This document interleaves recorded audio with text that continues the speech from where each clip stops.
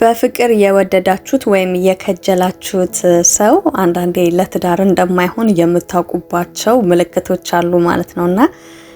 እነኚህ ነገሮች ከራሳችሁ የህይወት ሁኔታ ጋር ሪሌት ብታደርጉት የበለጠ ሐሳቡን ታገኙታላችሁ ብዬ አስባለሁ ማለት ነውና አንዳንዴ ሰዎች ይከጃጀሉ ይዋደዱና ግን በአንዳንድ ነገሮች ያ የፍቅር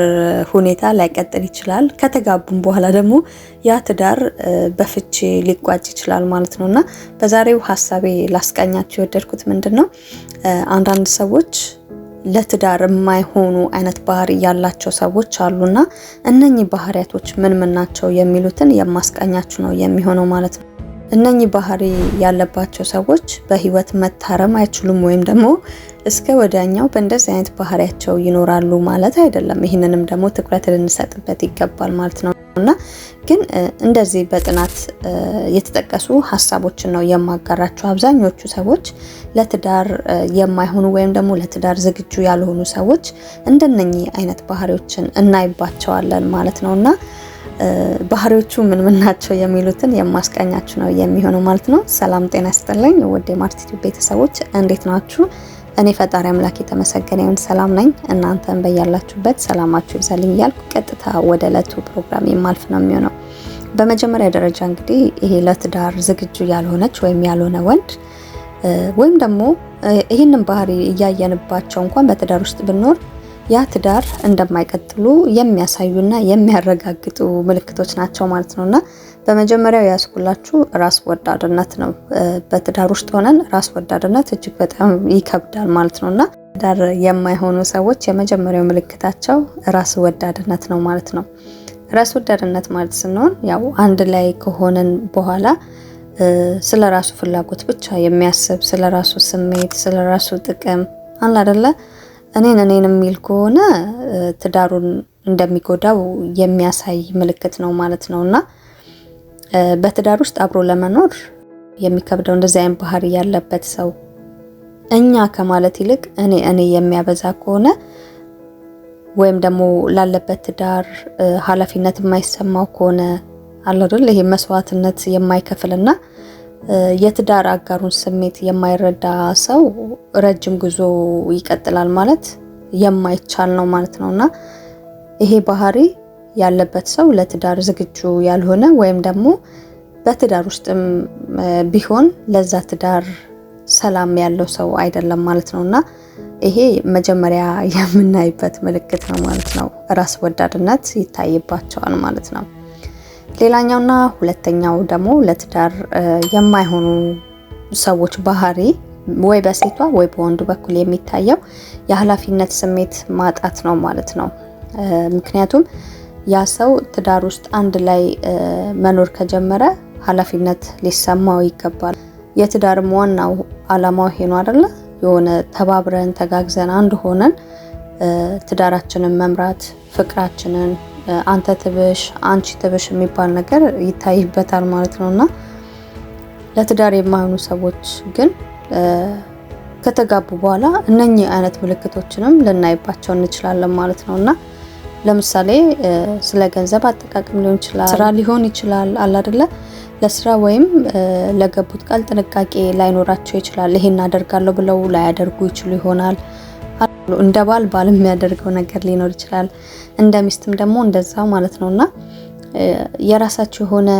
የገቡበትን የባልነት ሚና አሊያም ደግሞ የሚስትነት ሚና የማይወጡ ከሆነ ለትዳሩ ሸክም ነው የሚሆኑት ማለት ነውና ሁሉንም ነገር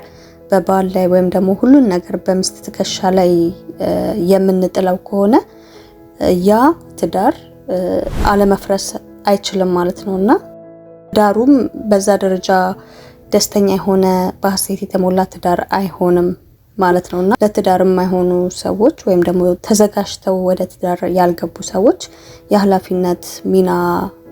አናይባቸው ማለት ነው ሌላኛውና ሶስተኛው ደግሞ ለትዳር የማይሆኑ ሰዎች ያው ተጋብተው እንኳን ትዳር ላይ ቢሆኑ እናይባቸው ቅናት ነው ይሄ ከልክ ያለፈ ቅናትና መቆጣጠር ነገሮችን እናይባቸዋለን ማለት ነው በትዳር ላይ ከልክ ያለፈ ቅናት ከልክ ያለፈ መቆጣጠር ጭራሽ እልህ ውስጥ ሊከት ይችላል ሌላኛውን ወገን ማለት ነው ሚስት ባሏን ከልክ ባለፈ ሁኔታ የምትቆጣጠር የምትቀናበት ከሆነ ጭራሽ ባል ወዳላሰበው መንገድ እንዲወጣ ነው የምታደርገው ማለት ነው። ባልም እንደዛው ሚስትን በጣም የሚቆጣጠራት ከሆነ በጣም የሚቀና ከሆነ እሷ ወዳላሰበችው መንገድ ነው የሚገፋፋት ማለት ነውና ማንኛውም ነገር ሲበዛ እንደሚመረው ያህል በጣም ከልክ ያለፈ ቅናት ከልክ ያለፈ መቆጣጠርም በዛው የትዳር አጋራችን ሌላ ነገር እንዲያስብ ነው የምናደርገው ማለት ነውና ፍቅርን በቁጥጥር የሚተረጉሙ ሰዎች እጅግ በጣም ከባዶች ናቸው ማለት ነው። ምክንያቱም አንድን ሰው ስንወደው ልናምነው ነው አይደለም የሚገባው። ከዛ ይልቅ ግን በጣም ይሄ ቁጥጥር የምናበዛበት ከሆነ ያንን ሰው ከእጃችንም ልናጣው እንችላለን ማለት ነውና ይሄንን ነገርም ትኩረት ልናደርግበት ይገባል ማለት ነው። እንደውም ከልክ ያለፈ ቅናትና ከልክ ያለፈ መቆጣጠር ከመኖራቸው የተነሳ ጓደኞችሽ ጋር እንዳትወጪ ሊያደርግሽ ይችላል፣ ወይም ከጓደኞች ጋር እንዳትውል ልትችል ይሆናል። ገብቷል አይደል? ስልክ የመነካካት ነገር ልታይባት ትችላለህ፣ ወይም ልታይበት ትችላለሽ። የት ነሽ አይደል? እንደነኚህ አይነት ሀሳቦችን ልናይባቸው እንችላለን ማለት ነውና አንዳንዴ በራስ ያለንን መተማመን ሁሉ ሊያሳጣን ይችላል ማለት ነው። የዛ ሰው ከልክ ያለፈ ቅናትና ከልክ ያለፈ መቆጣጠር በራስሽ ላይ እንዴ ምን እያደረግኩ ነው ብለሽ ራስሽን እንድትጠራጠሪ ወይም ደግሞ ባለቤትክ ከልክ ያለፈ ቅናትና ከልክ ያለፈ መቆጣጠር የምታበዛ ከሆነ ባንተ ላይ ምን እየሆንኩ ነው ብለ በራስክ ላይ መተማመንህን እንድታጣ ነው የሚያደርጉት ማለት ነውና እንደዚህ አይነት ባህሪዎችን ያሳያሉ ማለት ነው። ለትዳር ተዘጋጅተው ያልገቡ ሰዎች ወይም ደግሞ ለትዳር ብቁ ያልሆኑ ሰዎች እንደዚህ አይነት ባህሪዎችን ይታይባቸዋል ማለት ነው። ሌላኛውና ያስኩላችሁ ለትዳር የማይሆኑ ሰዎች ይቅርታ የማያውቁና ቂመኛ ሰዎች ናቸው ማለት ነው። አንዳንዴ እንደዚህ አይነት ባህሪያቶች በትዳር ውስጥ ከታዩ ያንን ትዳር የመጉዳት አቅማቸው ከፍተኛ ነው የሚሆነው ማለት ነው። በትዳር ውስጥ መጋጨት ያለ ነው። ነገር ግን ጥቃቅን ስህተቶችን ለረጅም ጊዜ የሚይዝ አንድ የፍቅር አጋር ካለ ይቅርታ ማለት የማይችል ሰው የፍቅርን መንገድ ይዘጋዋል። ስለዚህ ሰዎች በየትኛውም ሁኔታ ላይ በሚጋጩበት በማይስማሙበት ሰዓት በይቅርታ የሚታለፉ ነገሮች ይኖራሉና ያንን ነገር የማይረሳ ከሆነ ቂመኛ የሆነ ሰው እጅግ በጣም ከባድ ነው ማለት ነው።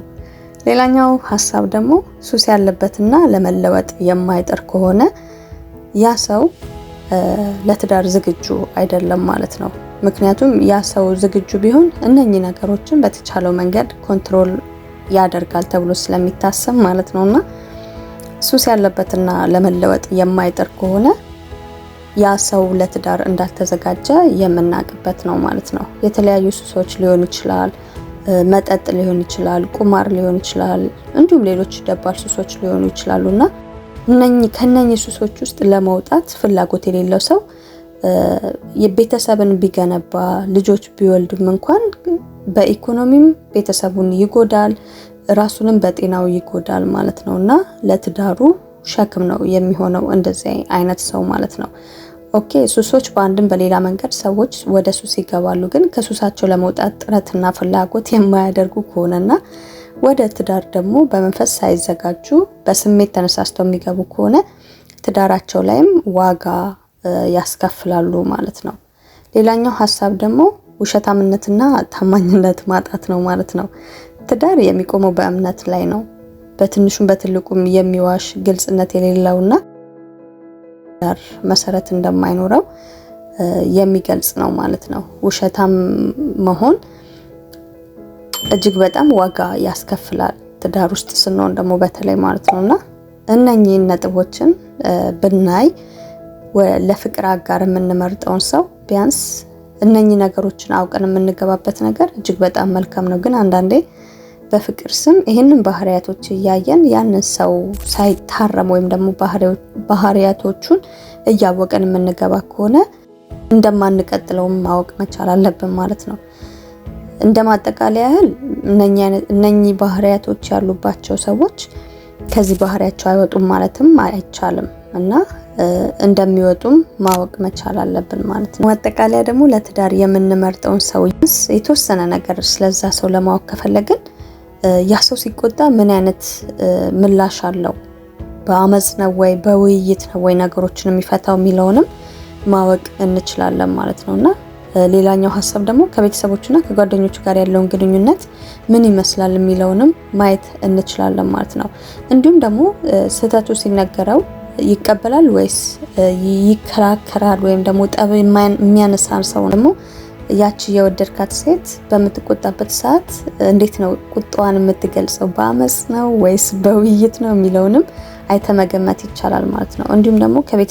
ከቤተሰቦቿ ከጓደኞቿ ጋር ያላት ግንኙነት ምን ይመስላል የሚለውንም በዛ መንገድም መረዳት ይቻላል። ስህተቱ ሲነገረው ወይም ሲነገራት የምትቀበልና የምታምናት ወይ የሚለውም ያንን ሰው ረጅም መንገድ ለመጓዝ እነኚህ ነገሮችም ራሱ ፍንጭ ይሰጡናል ማለት ነው። በዛሬውም